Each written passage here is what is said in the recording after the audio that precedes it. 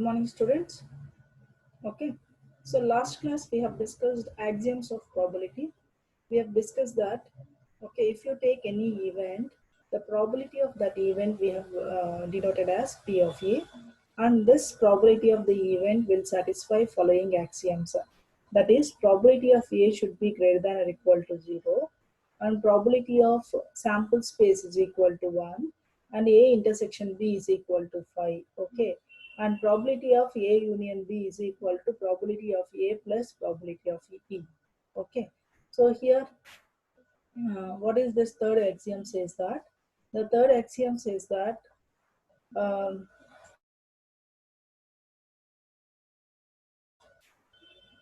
third axiom says that the if two sets are mutually exclusive, the probability of their union is equal to sum of their probabilities, that is P of A plus P of B. Okay, and we also discussed this third axiom for multiple events. Okay, say for example we have multiple events, an events where n value is varying from 1 to so on capital N. Okay, so n may be infinite. Okay, defined on a sample space as having the property that what is this, whatever events we have discussed, all these events are mutually exclusive.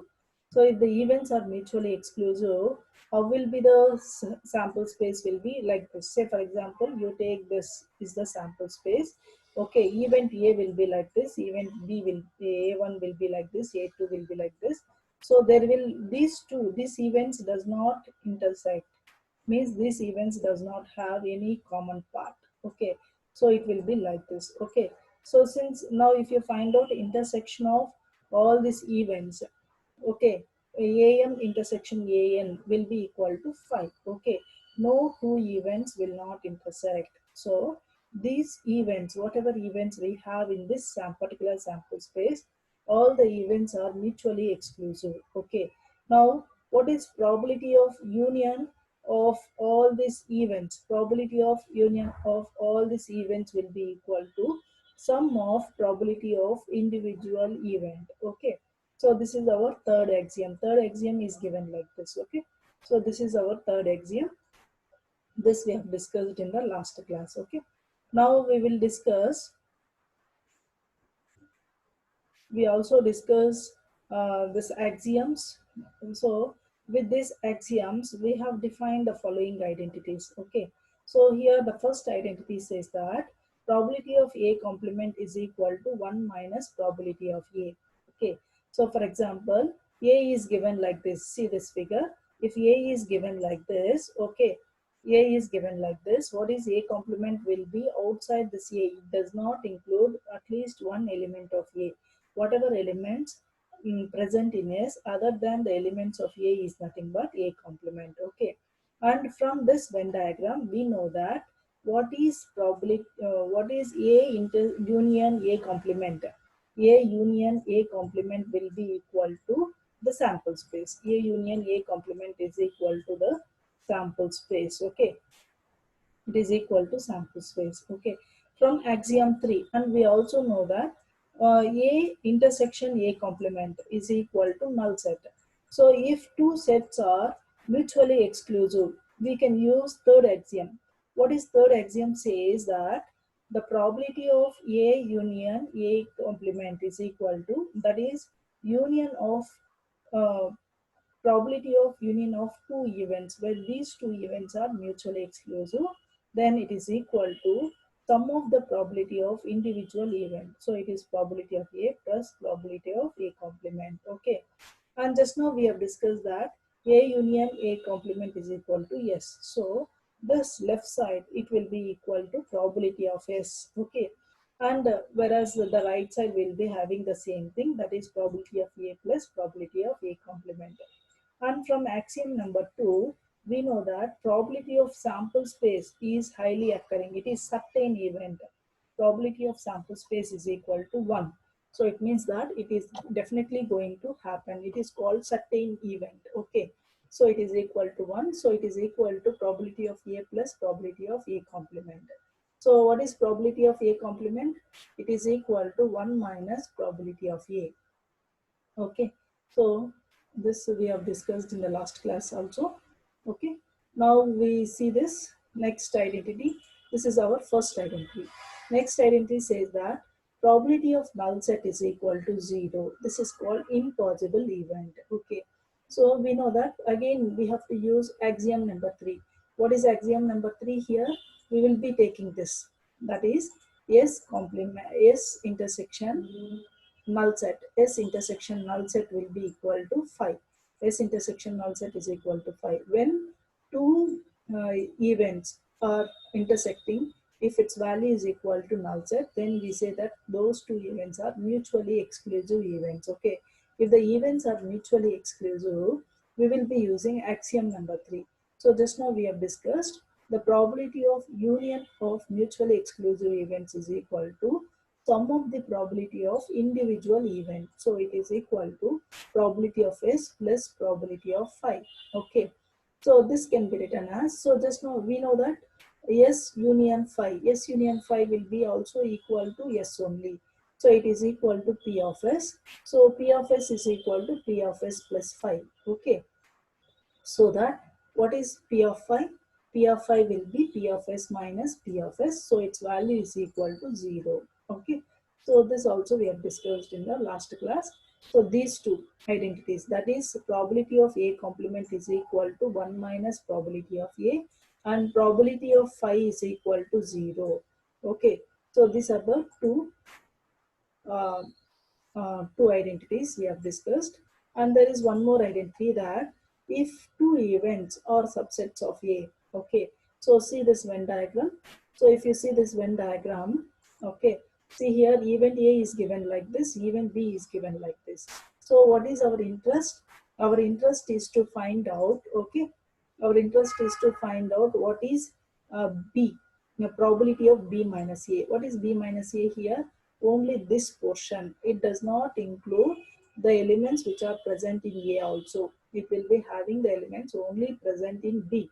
So this is B minus A. How do you find out B minus A? So we will be finding B minus A like this. We have to find out probability of B, this complete portion, minus this intersection part. Okay. So if you find out this intersection part, this is the intersection part. So we will be getting what is B minus A. So B minus A can also be written as B intersection B complement. Okay. B minus A is also given as B intersection B complement, sorry, A complement. What is A complement? A complement does not include any elements in A. Okay. So this common part, whichever is present between A and B, does not also include it. Now what is B intersection A complement? Is this part, okay, which is the part we are interested here, that is nothing but B minus A. Okay, so B minus A can be written as probability of B minus probability of A intersection B. Okay, and from this we can understand that, okay, B minus A and A intersection B both are disjoint. B minus A does not include A intersection B, yes or no? So that is why these two are disjoint. Okay, now from axiom number 3 we know that if two events are disjoint, okay, then probability of union of two disjoint events will be equal to what is the probability of sum of probability of individual events. So that is equal to probability of A intersection B plus probability of B intersection A complement. Okay.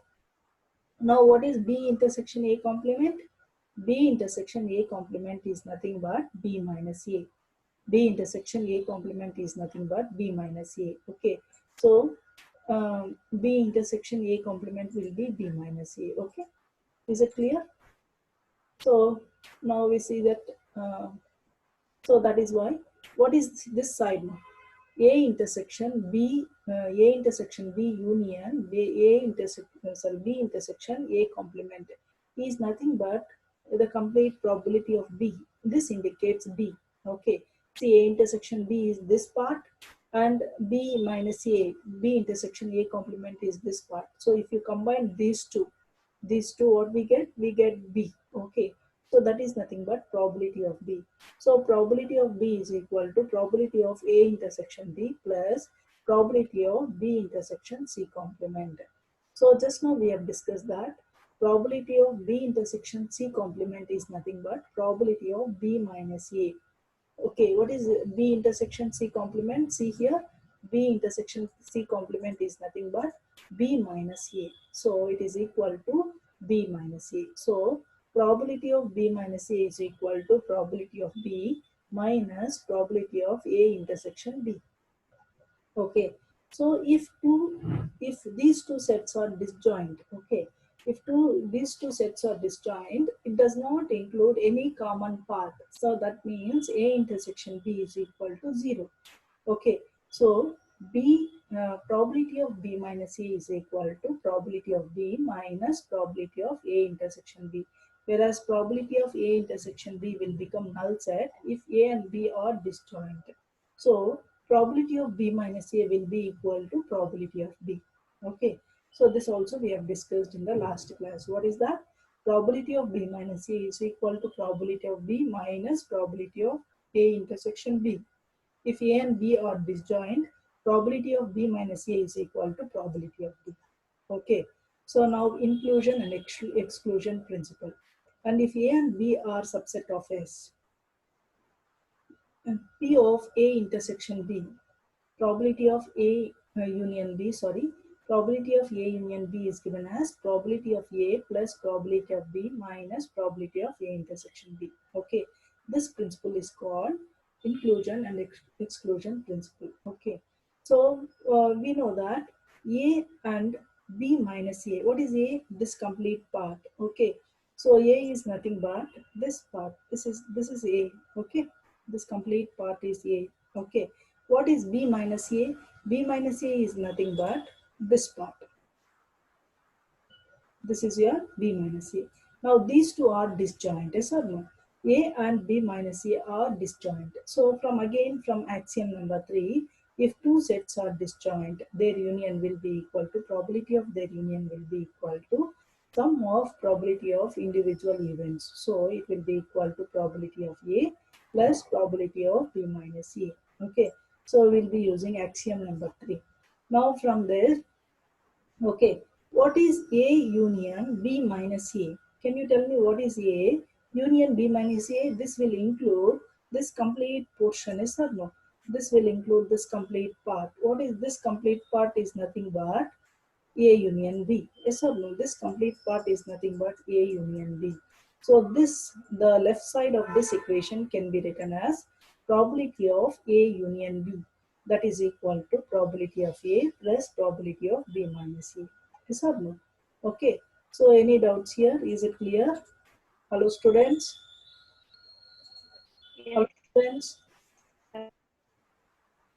Now from the previous identity, so we know that what is probability of B minus A? Probability of B minus A is equal to probability of B minus probability of A intersection B. Probability of B minus A is equal to probability of B minus probability of A intersection B. Okay, so that probability of B minus A is equal to probability of B minus probability of A intersection B. Okay, so by substituting probability of B minus A in this equation, in the previous equation, we get probability of A union B is given as probability of A plus probability of B minus probability of A intersection B. This is called inclusion and exclusion principle. If A1 and A2, A3 are subset of S, okay, then in that case, union, probability of their unions can be written as probability of A1 plus probability of A2 plus probability of A3 minus probability of A1 intersection A2, probability of A2 intersection A3, probability of minus probability of A3 intersection A1 plus probability of A1 intersection A2 intersection A3. Okay, so these are the identities which we can prove by using axioms. Okay, so using those three axioms, we have proved these are the identities. What are the identities we have proved? We have proved that probability of A complement is equal to probability of A complement is equal to 1 minus probability of A, and probability of sample space will be equal to 1.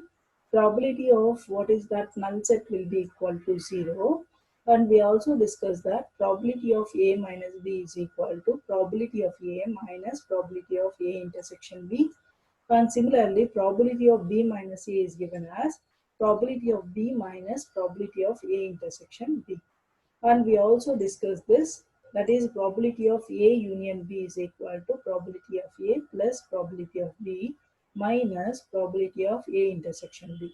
These are the principles we have discussed, and proof of this also we have discussed. And this, you see this fourth one. So the fourth one says that you have a sample space such that we have set A is subset of, yes, B. Here we have B, whereas here we have A. Set A is subset of B. So in that case, what is probability of getting A will be less than or equal to probability of B. So if the set A is having same number of elements in the B, then probability of A will be equal to probability of B.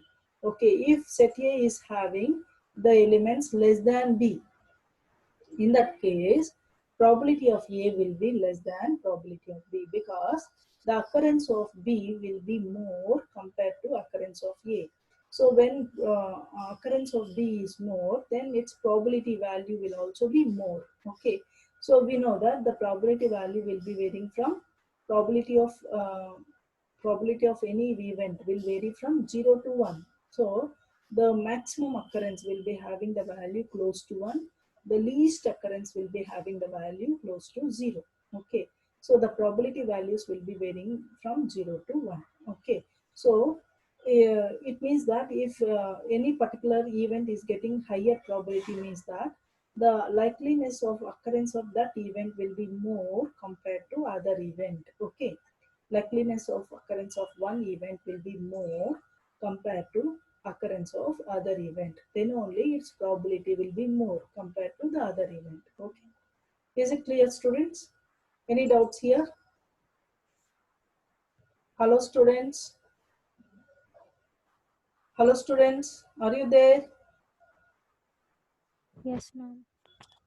Is it clear? Yes, ma'am. Okay, ma. Thank you. So now we'll see this, the rules of probability. Okay, the first rule is rule of subtraction. This we have already discussed.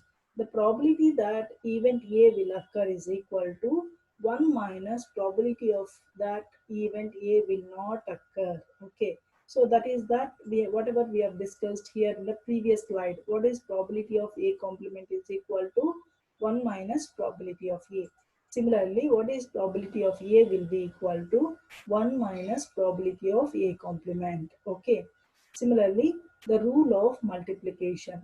The rule of multiplication says that the probability of events A and B both occur is equal to probability that event A occurs times the probability that event B occurs, given that A has already occurred. Okay. So what is probability of A intersection B is that probability of A into probability of B, assume that A is already occurred. This is called conditional probability. Probability of B is already B occurred, assume that given that A is already occurred. Okay. So this is called multiplication, rule of multiplication. And rule of addition, this also we have discussed. Okay, so the probability that event A or B occurs is equal to probability that event A occurs plus probability that event B occurs. Okay. Mm, minus the probability that both events A and B occurs, that is probability of A union B is equal to what? Probability of A plus probability of B minus probability of A intersection B. Okay. So invoking the fact that what is probability of A intersection B from the previous slide? A intersection B is equal to probability of A into probability of B given A. Okay. So probability of B, assume that A is already occurred, given that A is already occurred. Okay. Probability of A intersection B is equal to probability of A, probability of B given A is already occurred. Okay. So we will be substituting in the place of probability of A intersection B, we will be substituting probability of A into probability of B, B given that A is already occurred. Okay. So what is rule of addition says? Probability of A intersection B is equal to probability of A plus probability of B minus probability of A, probability of B given A. Okay. So this is about the rules of probability. Okay. Now we'll see this one problem here. So observe this problem. So an experiment consists of observing sum of numbers showing up when two dice are thrown. So we are throwing two dice now. So we will be checking that some of the numbers that are showing up. Okay. We develop a model for this experiment. Okay. The sample space consists of how many elements in the sample space? Because we are throwing two dice, the number of elements in the sample space will be 36. How many dice we are throwing? Two dice. So how many elements we have in the sample space will be 36. Okay. Each possible outcome corresponds to sum having the values from 2 to 12. Okay. Now if you add the values, you see here, this is the example. So this is the sample space we get when you throw two dice. Okay. What is the sum we get? So the minimum sum value will be 2. What is the maximum sum value? 6 plus 6, 12. Okay. So the sum we will be getting from 2 to 12. Okay. Sum value have sum having a value from 2 to 12. Suppose we are, sorry, suppose Okay, we are mainly interested in three events defined by A is equal to sum is equal to 7, where event A is sum is equal to 7. Event B will be having the value, sum value will be greater than 8, less than or equal to 11. So greater than 8, less than or equal to 11. So B will be having the sum value from 9 to 11. Is B includes 8? Hello students. Is B includes 8? Hello students. Hello ma. No, ma'am. B does not include 8 because B values is from 8 to 8 less than sum less than or equal to 11. So it does not include 8. B values is from 9 to 11. Where C value is 10 less than sum. So what will be the values of C? Can anyone tell? What 11, 12.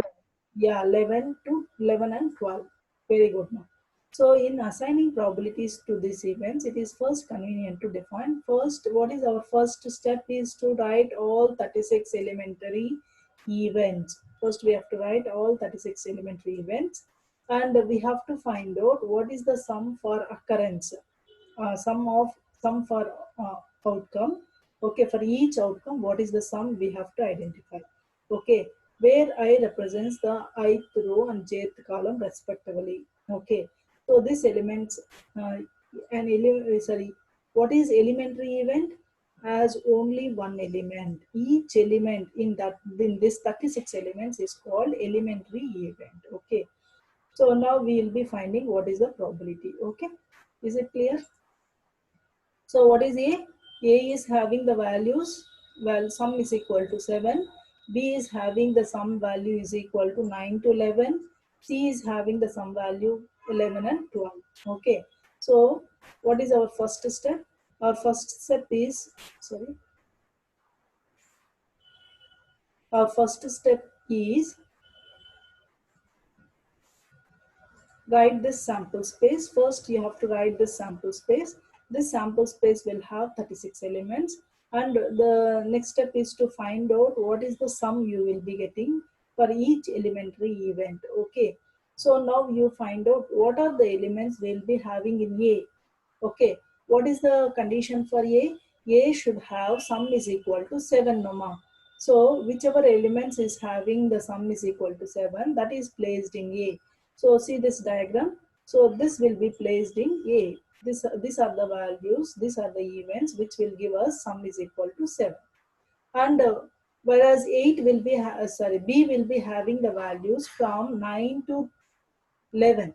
9 to 11. So whichever values we have from 9 to 11, that is placed in B.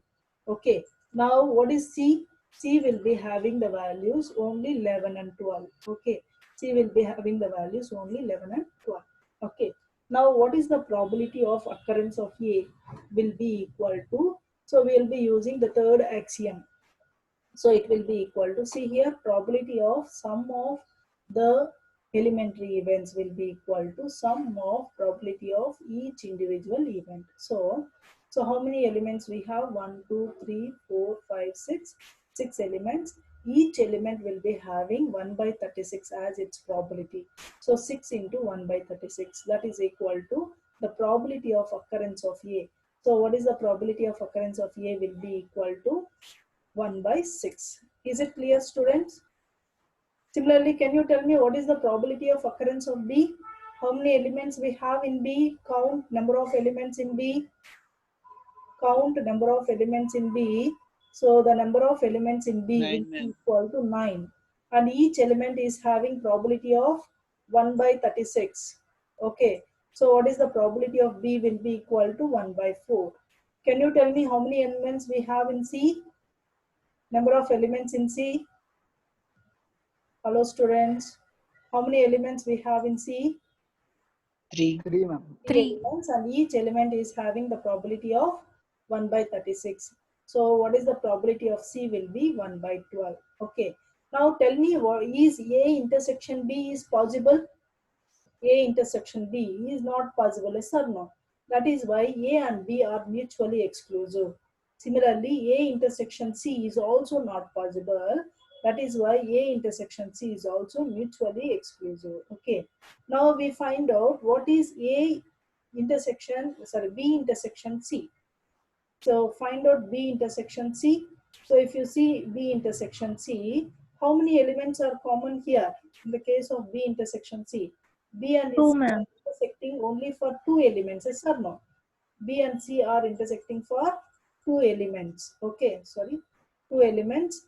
And what is the probability? 2 into the probability of individual element. So it is 1 by 36. That is equal to 1 by 18. Okay.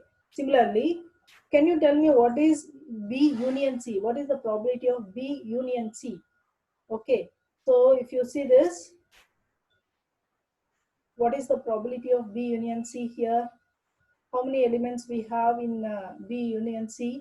See here, 1, 2, 3, 4, 5, 6, 7, 8, 9, 10.